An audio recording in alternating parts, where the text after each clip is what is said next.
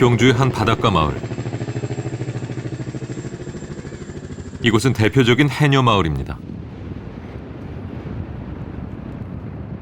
어촌계에 등록된 해녀들은 모두 20명. 치즈하구나. 하지만 이날은 그중 7명이 물질에 나섰습니다.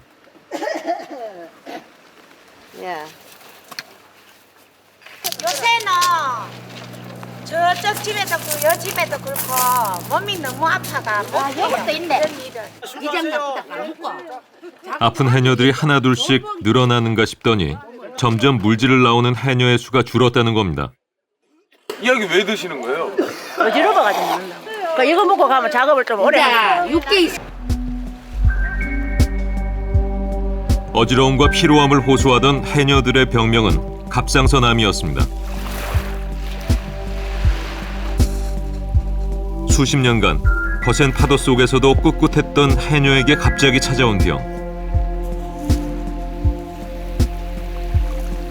갑상선은 산소 소모와 수온 조절에 중요한 역할을 합니다.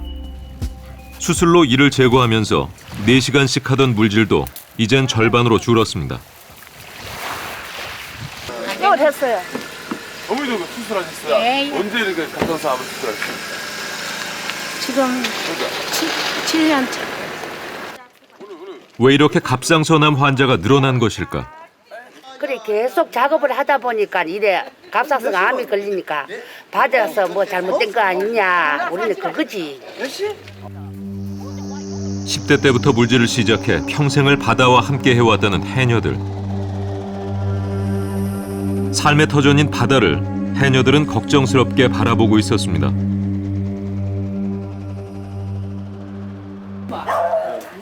해녀인 감복순 씨는 8년 전 갑상선암 수술을 받았습니다. 수술 전에는 잠수복이 마를 날이 없었지만 이젠 상황이 달라졌습니다. 미역을 따가 양이 좀 돼야만이 나고 있거든. 힘들어. 그러면 약이라도 먹고 약의 힘이라도 내. 바다 일을 천직으로 알고 살았지만 몸이 언제까지 버텨줄 수 있을지 걱정입니다. 그런 것까지 내가 물어보지 냈다고 우리가. 일단 처음 증세가 나타났을 땐 나이가 들어서 그런 줄로만 생각했다고 합니다. 피곤하나 어지럽나 나는 어지럽기도 좀 한데 피곤이 못 견딘다 이래고 검사해봐라 니 틀림없이 갑상선이네. 우리 그뭐 갑상선 암이라고 할 때는 우리 마을에 막 많이 쑥덕거렸어.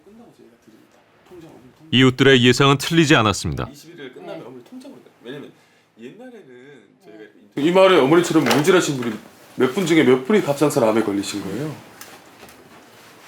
연료이 중에 뭐시 무리하는 사람이 5지. 우리 집에 5지. 연로이 중에 5분이 갑상선암 걸리신 예, 거예요? 그러고 저거 안 한 사람은 응. 저 무리 안 한 사람도 있고. 응.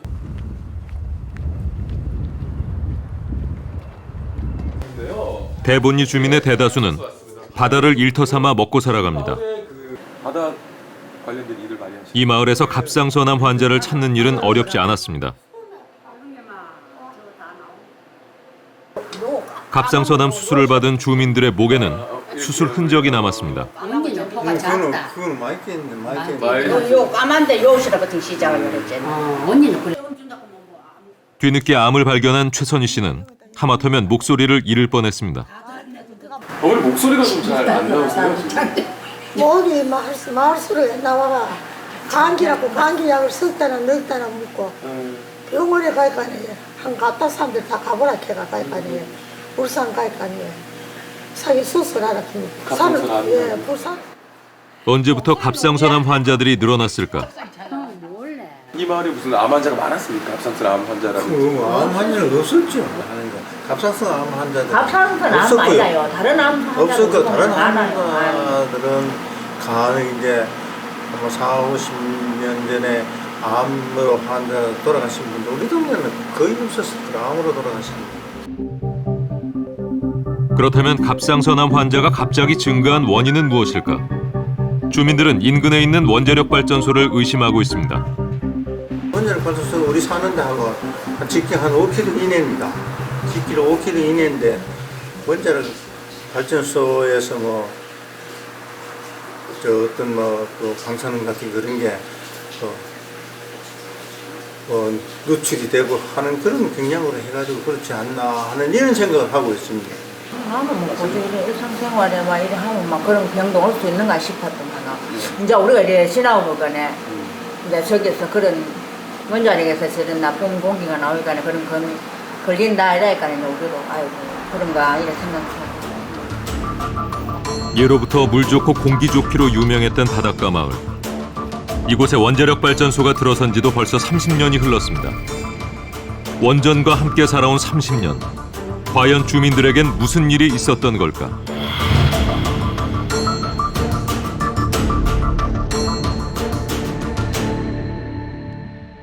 우리나라의 원자력 발전소가 처음 가동을 시작한 지도 어느덧 37년이 흘렀습니다.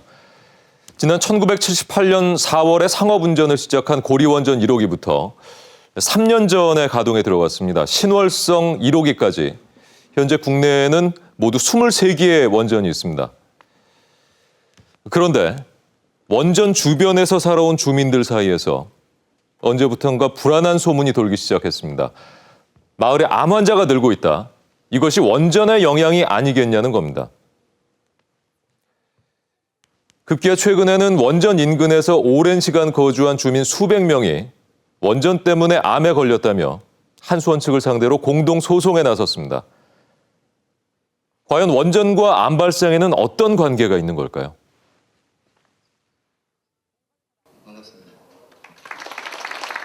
지난해 11월 고리원전 갑상선암 공동소송 설명회에 기장군 주민 100여 명이 참가했습니다. 갑상선암 발병의 원인을 둘러싼 주민들의 관심은 뜨거웠습니다. 잠시 후 주정차에 주의하십시오. 우리는 공동소송을 진행하는 변영철 변호사를 찾아갔습니다. 설명회 이후 전국의 4개 원전 인근의 갑상선암 환자들은 한수원을 상대로 공동소송에 들어갔습니다. 가깝게는 반경 1km에서 멀게는 15km까지 원전 근처에서 5년 이상 거주했다는 갑상선암 환자들. 소송 신청자 수에 변호사도 놀랄 정도였습니다. 최대한 원고들을 한번 모아보자. 그렇게 이제 결론이 내서 모집에 들어간 거죠. 그 결론은 오늘까지 했던 결론은 지금 둔도네를 제외하고 548명의 갑상선암 확진자들이 소송에 참여했다는 거죠. 이거 굉장히 많은 숫자다. 우리 처음 뭐 한 100명이나 될까? 이렇게 했는데 이렇게 많이 모여있고 또 소송이라는 게 다 하는 게 아니잖아요. 부산광역시 기장군. 이곳엔 1978년 우리나라에서 첫 가동을 시작한 고리원전이 있습니다. 지역 주민들의 공동소송이 본물처럼 터진 계기는 기장군에 사는 이진섭 씨의 재판 결과 때문입니다. 25년간 고리원전 가까이에서 살았던 이진섭 씨 가족. 발전소가 생기고 난 다음에 태어났어. 지금 무슨 발전소? 고리원자력 발전소. 몇 호기? 1호기, 또? 2호기, 3호기, 4호기. 4호기. 발전소는 뭐 하는 곳이야? 발전소를 만드는 곳. 지난 2012년 이 씨는 한수원을 상대로 손해배상 청구 소송을 냈습니다.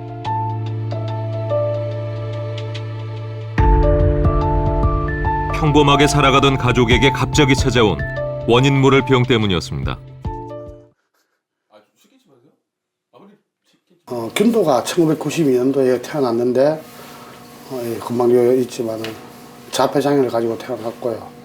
그리고 2007년도에 장모님이 저하고 같이 삽니다.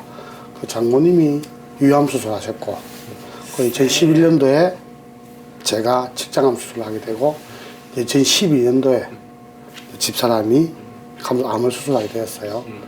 사실 뭐 저도 이것이 원자력 얘기다라고 생각지는 않았어요. 이 정도일 줄 몰랐죠. 그냥. 가족은 물론 이웃에서도 심상치 않은 일들이 이어지면서 원전을 의심하게 됐다고 합니다.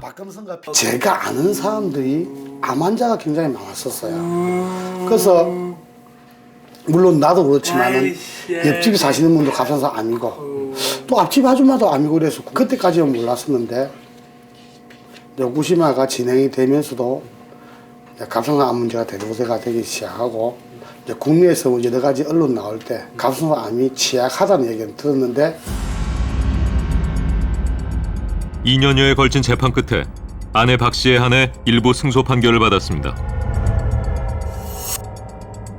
법원은 방사선이 갑상선암의 결정적 요인으로 알려져 있고 아내 박 씨가 20년간 원전 주변에 살면서 방사선에 노출돼 갑상선암이 발병했다고 봤습니다.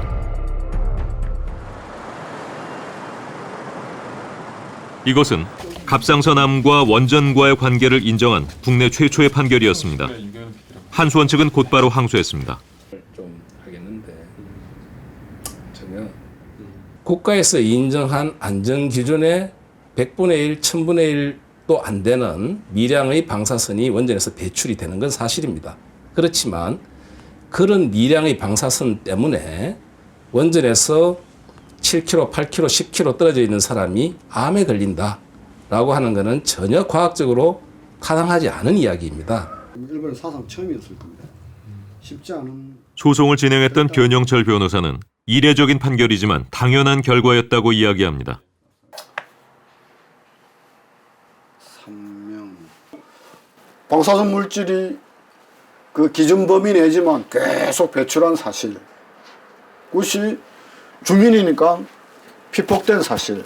그리고 갑상선암이 발병된 사실. 그리고 갑상선암과 방사선 물질의 인과관계가 있다는 점은 이미 입증되어 있고, 그러면 이 갑상선암 발병과 방사선 물질로 인해서 아니라는 것을 이제 한수원이 입증해라는 그 말이었죠. 법원은 원전 주변 지역 주민들을 상대로 한 역학조사를 주요 근거로 들었습니다. 원전과 가까운 지역의 여성 주민에게서 갑상선암 발병률이 높게 나타났다는 논문입니다.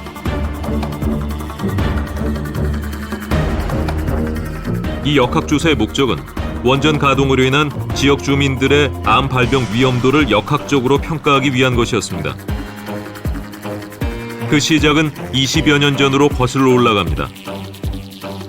영광원자력발전소 방사능 오염 여부를 가리기 위해서 영광 원전 운전이 시작된 지 1년 만에 주민에게 기이한 일이 발생했습니다.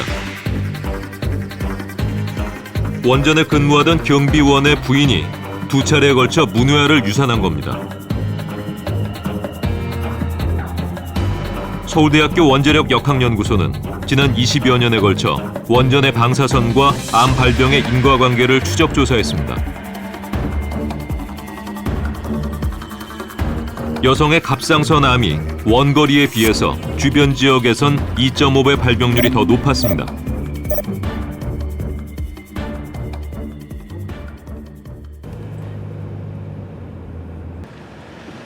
그렇다면 원전과 가까울수록 방사능에 더 많이 노출되는 것일까?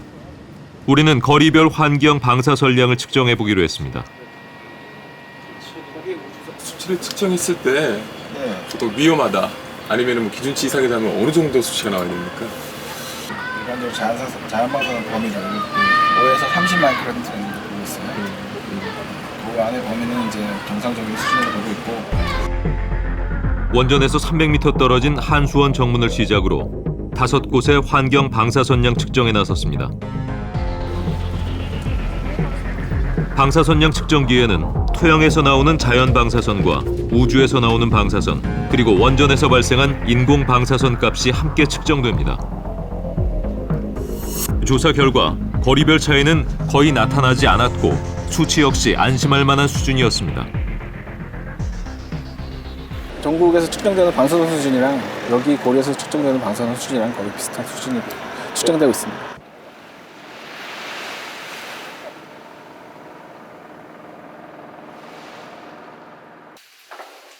(25년째) 원전과 마주에 살고 있는 안 씨는 혼란스럽습니다.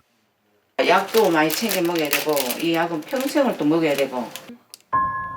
6년 전 갑상선암 수술을 받은 안 씨. 왜 이 병이 발생했는지 그저 답답하기만 합니다. 이런 가운데 조만간 이 지역에는 새로운 원전 2기가 또 들어설 예정입니다.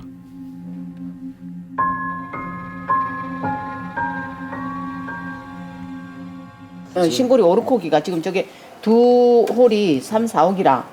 그리고 바로 코앞에 있잖아요. 바로 코앞에. 지금은 우리한테 아무런 지장이 없다지만은 왜 지장이 없겠느냐.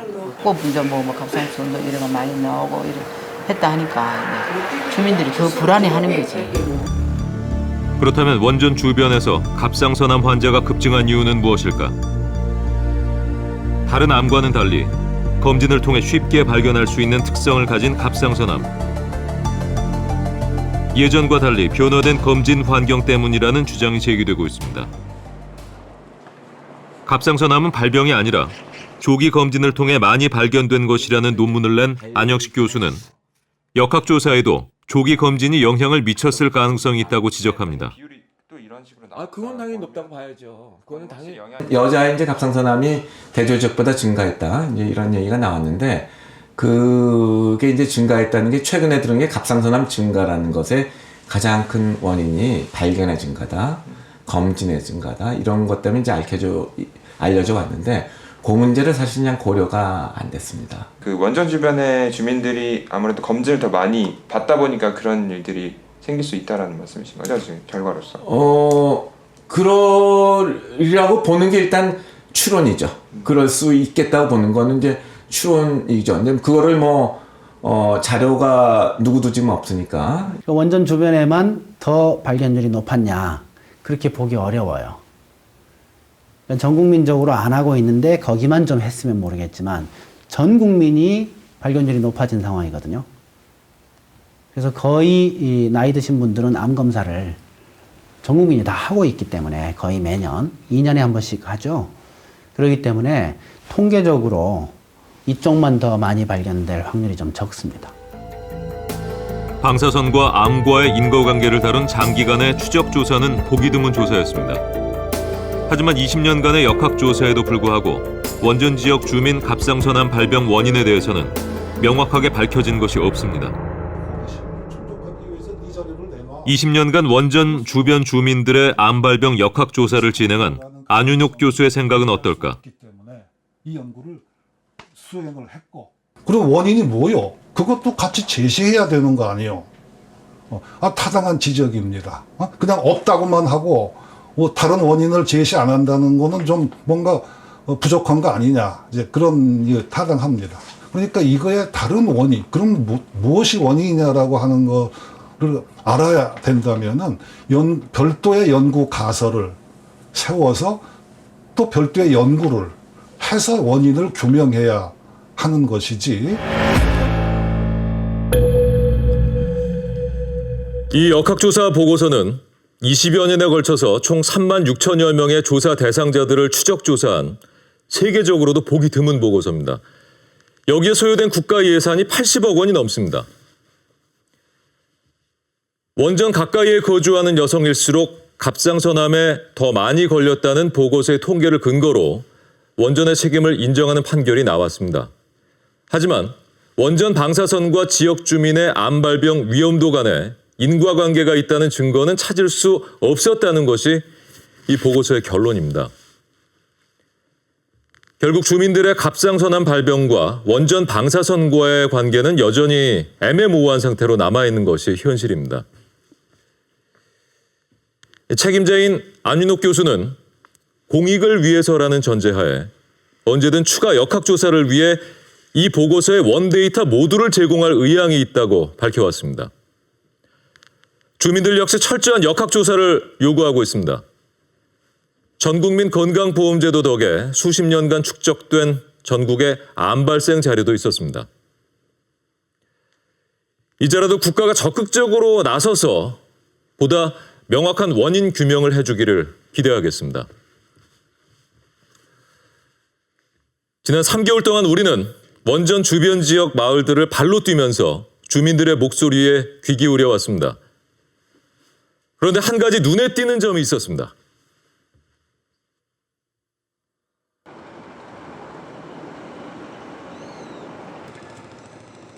고리 원전이 한눈에 보일 정도로 가까이 붙어 있는 울주군 나사리. 이 마을 역시 10년 전부터 갑상선암 환자가 늘었다고 합니다. 남미가 지금 처음에 현재는 나고 혹시 여기서 갑상선암 수술하신 분 손 한번 들어봐 주시겠어요? 다 했어요. 전부 다 수술하신 분? 들고 계세요? 네, 한번 들어봐요. 그러면 혹시 이렇게 흉터가 생기는 게 뒤로 올라가서 안 했다. 이 마을에는 앞서 찾아갔던 경주의 해녀 마을과 비슷한 특징이 있었습니다. 아, 그쪽 분이 수술 비리가 나와? 전부 다 해녀들이에요. 해녀들. 아, 다 전부 해녀들. 과거예요? 다. 지금 지금도 하고 있어. 아, 지금도 다 해녀? 네, 전부 해녀들이에요. 다 해녀들이. 그래 물에서 겨울이면은 겨울에도 지금이고 뭐 미역도 따고 소라 잡고 전복 따고 막 성게 잡고 참 해녀들로 바다에서 더 생활을 많이 하니까 더 갑상선 암 환자들이 더 많이 발생하는 것 같아요. 젊은 시절부터 물질을 해왔다는 해녀들에게 갑상선암이 많이 생겼다는 겁니다.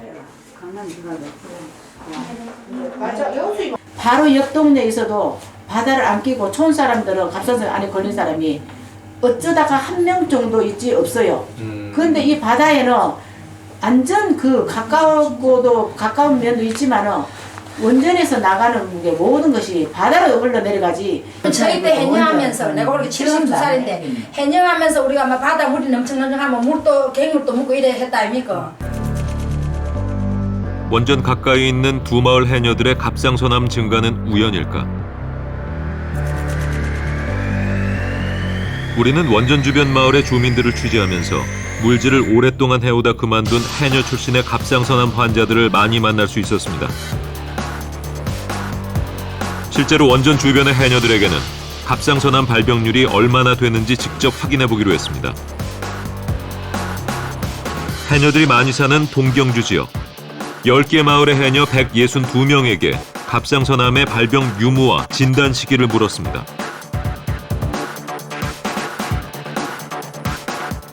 조사 결과 10개 지역 모두 고르게 갑상선암 환자가 분포돼 있었습니다. 한 마을에 적게는 1명부터 많게는 6명이 발병한 곳도 있었습니다.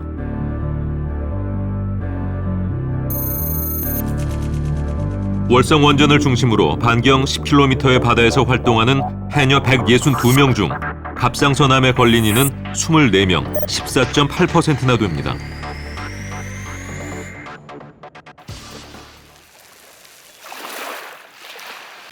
사정이 이렇다 보니 이곳의 해녀들 역시 원전이 바다에 어떤 영향을 끼치고 있는 것이 아닌가 강하게 의심합니다.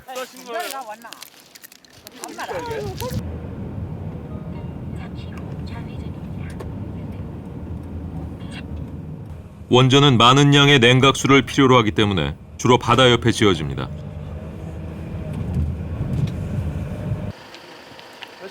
우리는 원전이 바다에 어떤 영향을 미치고 있는지 궁금해졌습니다.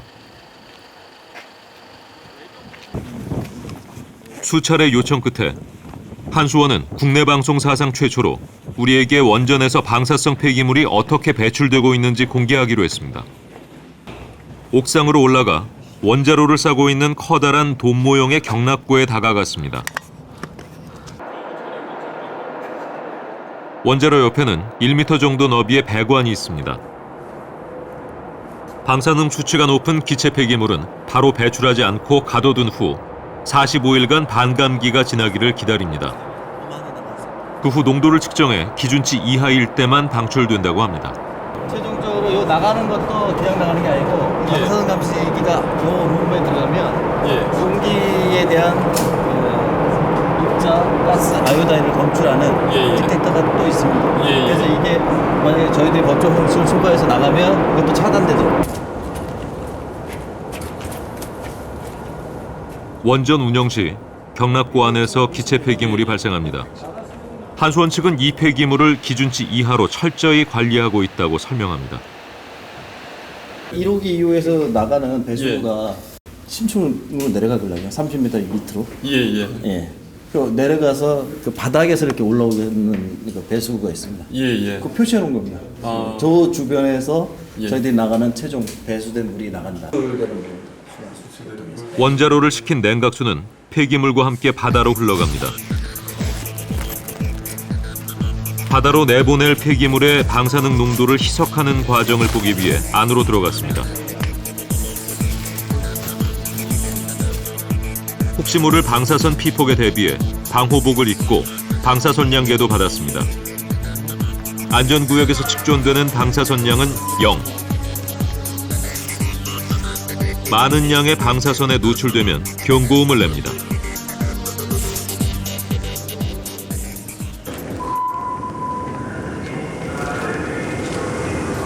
관리구역으로 들어서자 복잡한 기계들이 눈에 띕니다. 액체 폐기물의 경우 부유물을 걸러내 방사능 농도를 낮추는 과정을 반드시 거칩니다. 여기서 나오는 방사선은 거의 없다라고. 실제 여기도 이렇게 측정이 되지는 않고 있는데요.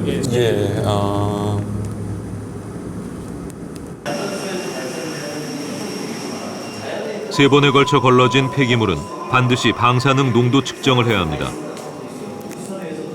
시료의 방사능 농도가 기준치를 초과할 경우 밖으로 배출할 수 없습니다. 방사능 물질을 가지고 방사성 물질을 저희들이 관리는 먹을 일로 봤을 때 저희들이 배출을 하는 건 10분의 1로 관리를 하고 있습니다. 실제 저희들이 관리하는 거예요. 그렇지만 그것도 못 믿어서 희석을 통해서 많은 양의 물과 섞어서 깨끗한 물과 섞어서 바다로 만들어주는 겁니다. 그렇다면 기준치 이하로 배출된 방사성 물질은 바다에 아무런 영향도 주지 않는 것일까? 우리는 원전 앞바다로 나갔습니다. 원전으로부터 반경 700m의 바다는 출입 제한 구역입니다. 최대한 가까이 다가가 봤습니다. 원자로를 감싸고 있는 경납고가 바다 바로 앞에 설치돼 있습니다.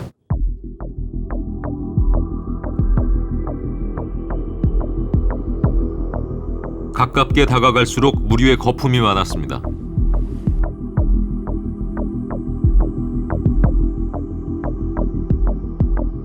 배수구에서 나오는 물하고 저 원거리에 있는 물하고 비교해 보면 한 7도 정도 차이가 나요. 원전 앞의 바닷속은 어떤 모습인지 살펴보기 위해 물속으로 들어가 봤습니다. 수심 7m까지 내려가자 모래바닥이 드러납니다. 조류가 세고 1m 앞을 가늠하기 힘들 정도로 시야가 탁합니다.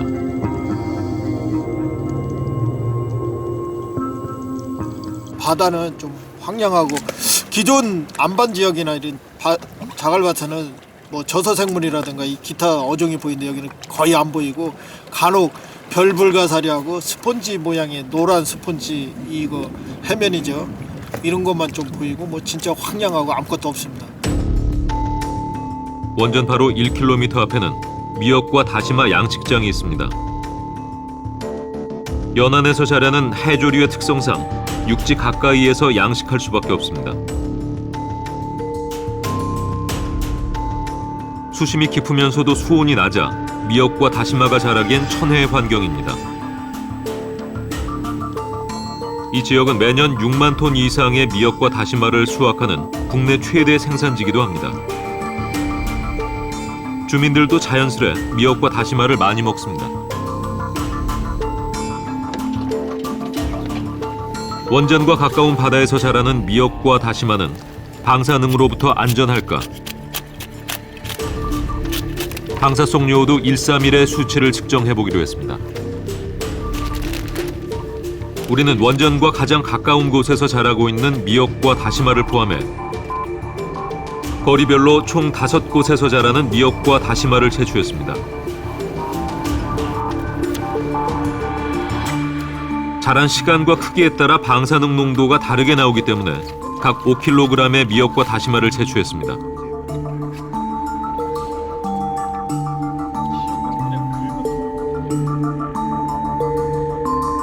과연 미역과 다시마에서는 방사성 요오드가 검출될까?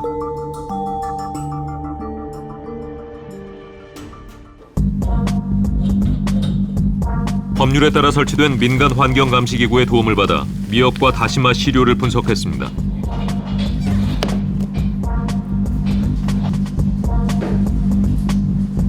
해초류는 요오드를 잘 흡착하기 때문에 방사성 요오드 검출 여부를 가리기에 좋은 실험 대상입니다.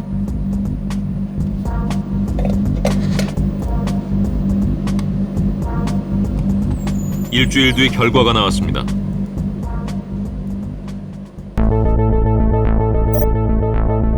원전과 가장 먼 반경 17km의 바다에 사는 미역에서만 방사성 요오드가 검출됐습니다. 미역보다 흡착력이 뛰어난 다시마는 5곳 모두에서 적은 양의 방사성 요오드가 검출됐습니다. 거리에 가까울수록 검출량은 더 적었습니다. 민간환경감시기구에서도 1년에 2번씩 이 실험을 해왔습니다. 매번 수치는 제각각이지만 기준치 이하라고 말합니다. 이것은 우리가 한수원 측에서 받은 답변서입니다. 내용은 이렇습니다. 최근 5년간 고리 원전의 경우 액체 방사성 물질로 요오드 131을 내보낸 적이 없다. 자, 이것을 해석하자면 액체로는 내보낸 적이 없지만 기체로는 내보내고 있다는 얘기입니다. 그런데 답변서 어디에도 요오드 131은 주로 기체 폐기물로 배출되고 그 양은 얼마나 된다는 내용을 찾아볼 수가 없습니다. 꼼꼼히 들여다보지 않는다면 넘길 수도 있는 그런 내용입니다. 한수원에서는 그 양이 건강에 미치는 영향은 미미하다고 이야기합니다. 하지만 이런 식의 답변이야말로 불안을 더욱 부추겨 온 것은 아닐까 생각해 봅니다. 한 가지 답변이 더 있습니다.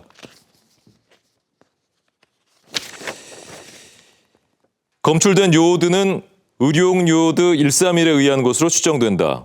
현행법상 의료용 요오드 131은 식약처 소관이니 그쪽 책임이라는 겁니다.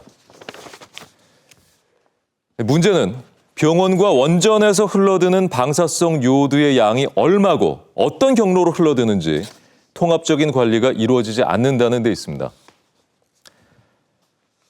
한수원 측은 민관합동조사단을 구성해서 방사성 요오드 의혹에 대한 조사에 착수할 예정이라고 밝혀왔습니다. 과연 이번에는 지역 주민의 불안을 해소할 수 있을지 끝까지 지켜보겠습니다. 최근 주민들과 한수원 측의 갈등이 가장 크게 불거진 곳이 있습니다. 재가동을 앞둔 경주의 월성 원전이 바로 그곳입니다.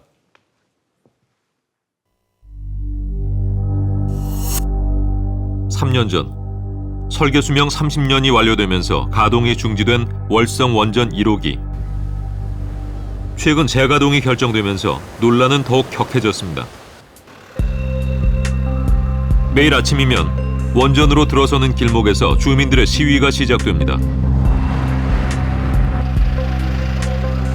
원전 사고도 사고지만 특히 이들이 두려워하는 것은 삼중수소입니다.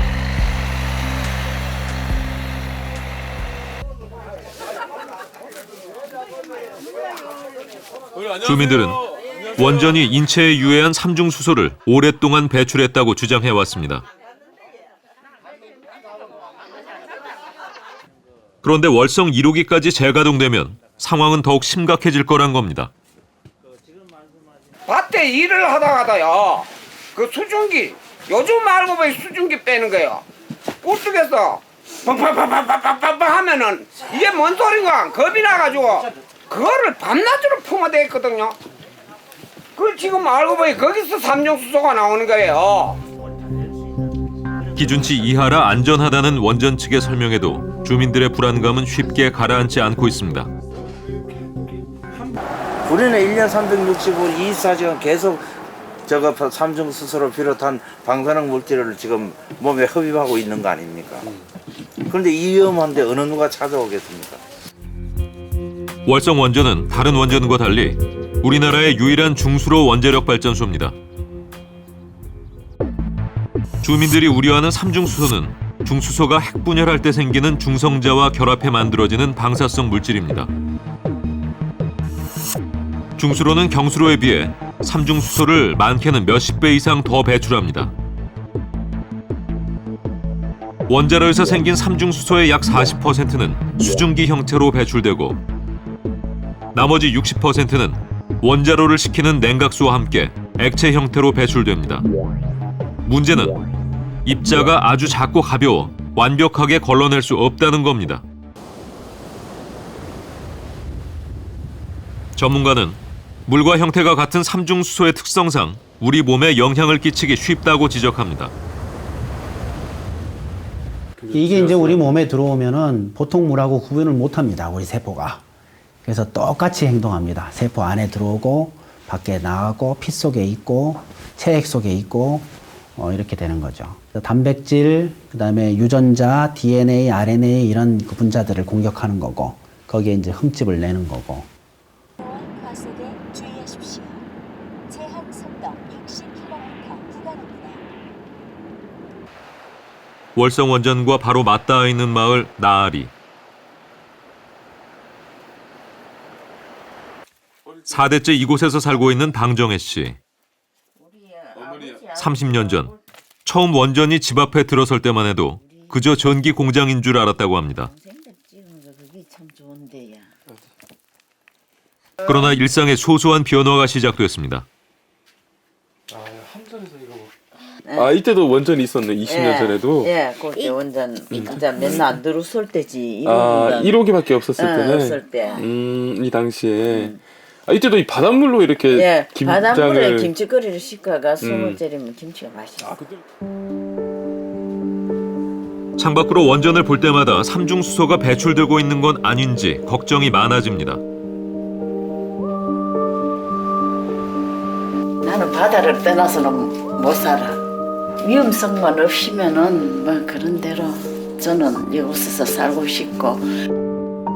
현재 월성 원전의 주거 제한 구역은 914m. 채 1km도 떨어지지 않은 곳에서 30년 가까운 시간을 보낸 주민들도 있습니다.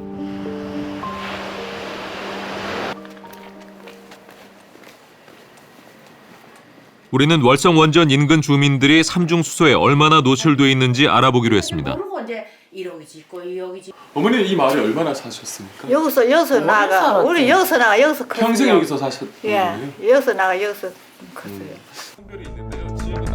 현 거주지에서 최소 20년 이상 거주한 주민들을 대상으로 소변 속 삼중수소의 농도를 측정하기로 했습니다. 특히 원전과의 거리에 따라 차이가 있는지 궁금했습니다. 월성 원전에서 1km와 5km 거리의 주민들, 그리고 30km 이상 떨어진 경주 시내 주민들의 소변을 각각 측정해보기로 했습니다. 지역별로 5명씩 총 15명의 소변을 모았습니다.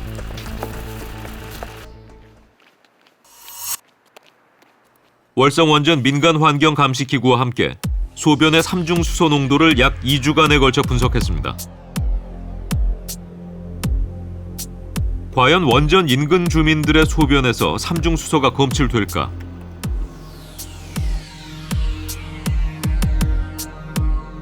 경주 시내 주민들을 제외하곤 모두 삼중수소가 검출됐습니다.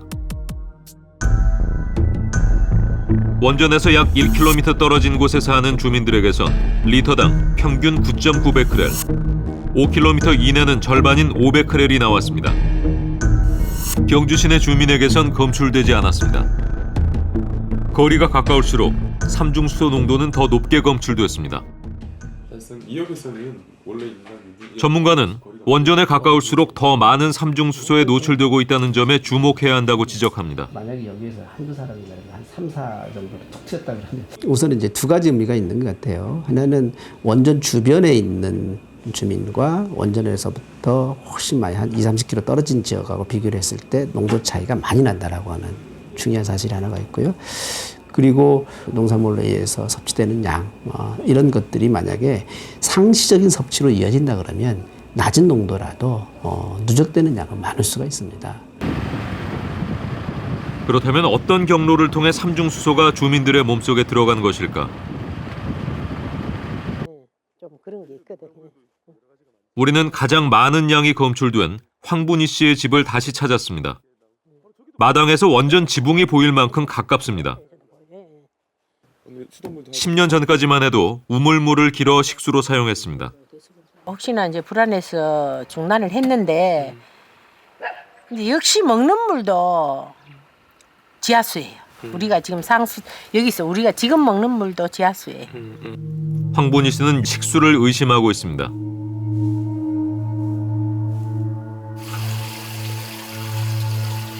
지금은 우물물 대신 수돗물을 쓰고 있지만 염려스러운 마음에 정수기까지 설치했다고 합니다. 정수기를 이렇게 설치해가지고 이래가지고 이제 야채 같은 거 뭐 이런 거 씻어 먹을 때는 저기다가 씻어가지고 먹고. 우리 왜 불안하세요? 불안하죠. 혹시나 지하수를 먹으니까 불안하잖아요. 혹시나 삼중수소라든지 모든 게 이 땅에 내려앉았다 이 비가 오면 하면 땅속으로 스며들면 지하수에 혹시 오염이 된 거 아닌가 싶어요. 우리는 황분희 씨가 식수로 사용하는 수돗물을 받아 삼중수소 농도를 측정해보기로 했습니다.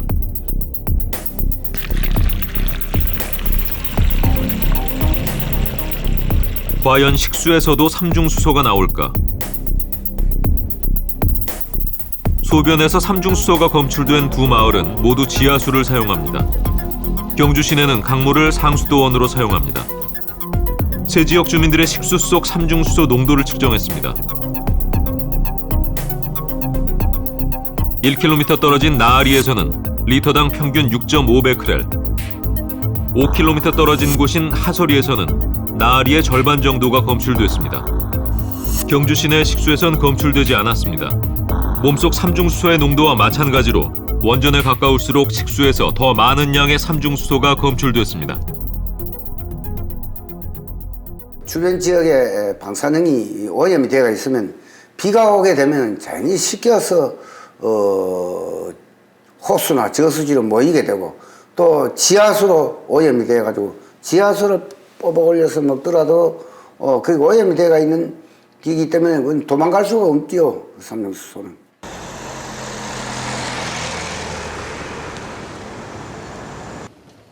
원전에 가까이 거주하는 주민일수록 삼중수소에 많이 노출된다는 실험 결과에 대해서 한수원 측은 어떻게 생각하는지 물었습니다.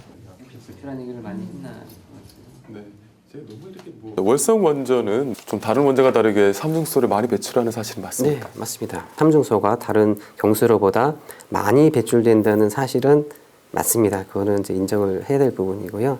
이미 그 원전 주변에서 뭐 식수라든가 지하수 같은 데서 삼중수소가 나오고 있습니다. 실제로 저희가 배출한 게 어느 정도의 영향을 끼치는 거는 사실이기 때문에요. 그 삼중수소에 의한 영향은 있을 것으로 생각이 됩니다. 다만 그것이 그 환경으로 배출돼서 그 인체에 미친 영향이 어느 정도이냐 하는 문제로 이제 그게 이제 포커스가 돼야 될 것 같고요. 그래서 그 인체에 미친 영향이 저희는 이제 크게 건강에 미친 영향이 거의 없다 이렇게 말씀드리는 부분입니다. 월성 원전의 삼중수소 배출은 인정하지만 인체에 미치는 영향을 미미하다는 입장입니다. 팀하고 저희는 환경 쪽이기 때문에 이제 바깥쪽 이쪽이 환경 방사능 쪽. 식수에서 2013년도 같은 경우는 약 800베크렐/리터 정도가 나왔습니다. 그리고 좀 객관적으로 좀 비교를 해볼 데이터가 이제 해외에서는 삼중수소에 대해서 어떻게 규제를 하고 있느냐가 또 비교를 할 수가 있는데요. 미국에서는 740베크렐/리터로 관리를 하고 있다. 이런 객관적인 사실을 봐서 저희가 이 정도의 그 영향은 극히 뭐 인체에 미친 영향이 없을 것이라고 이제 판단을 하는 부분입니다. 우리나라의 기준은 얼마입니까? 우리나라의 기준은 실제 법적으로는 없습니다. 해외 기준치에 크게 못 미치기 때문에 인체에 미치는 영향이 거의 없을 것이라는 판단이 한수원의 입장입니다. 사실 적은 양의 방사능 물질도 암 발생에 영향을 미치는지에 대해서는 학계에서도 입장이 엇갈립니다. 지금 많다는 데가 얼마냐? 우리가 100mSv 정도의 고설량에서는 0.5%였지만 10mSv는 그럼 0.05%, 뭐 1mSv에서는 0.005%. 뭐 그 계속 뭐 계산적으로 낮아질 수 있지만 그게 뭐 0.001%다. 뭐 이렇게 굉장히 숫자가 낮다 그러면 무관하다고 얘기할 수도 있다고 저는 생각하거든요. 해외 학계에선 삼중수소의 위험성을 경고하는 논문들이 있습니다. 한 논문은 삼중수소가 체내에 들어왔을 때 암 발병과 유전자 변이 등에 영향을 줄 수 있다는 연구 결과를 담았습니다. 적은 양의 삼중수소라도 오래 피폭되면 유전자에 더 심각한 영향을 미칠 수 있다는 논문도 있습니다. 방사선 영향에 관한 논문 2천여 건을 분석한 미국 과학 아카데미 보고서입니다. 피폭의 위험성에는 안전 기준치가 없다. 최소한의 피폭이라도 위험 가능성이 있다며 안전에 대해서는 보수적으로 접근하라고 권장하고 있습니다.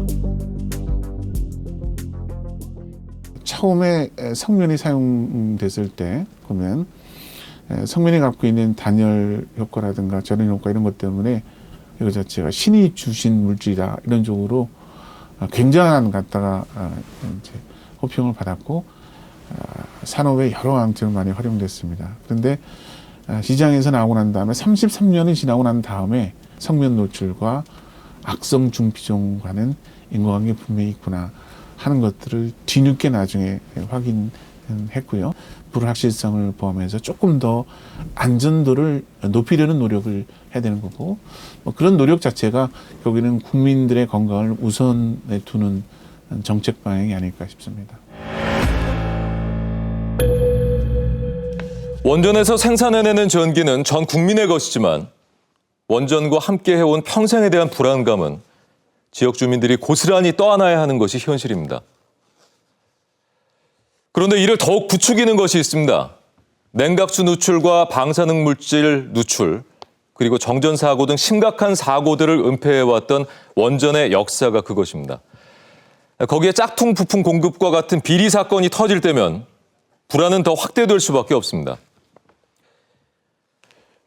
원전 관련 정책을 결정할 때 안전과 안심이 경제적 이득보다 우선시돼야 한다는 원칙에는 누구나 동의할 겁니다. 지금 당장 내 아이와 함께 원전 반경 1km 안에서 살 수 있을 만큼 원전은 안전한가? 그곳에 내 부모가 살고 있다면 어떻게 안심시킬까부터 고민한다면 이 해묵은 갈등의 해결책을 찾는 것도 그리 어려운 일만은 아닐 겁니다.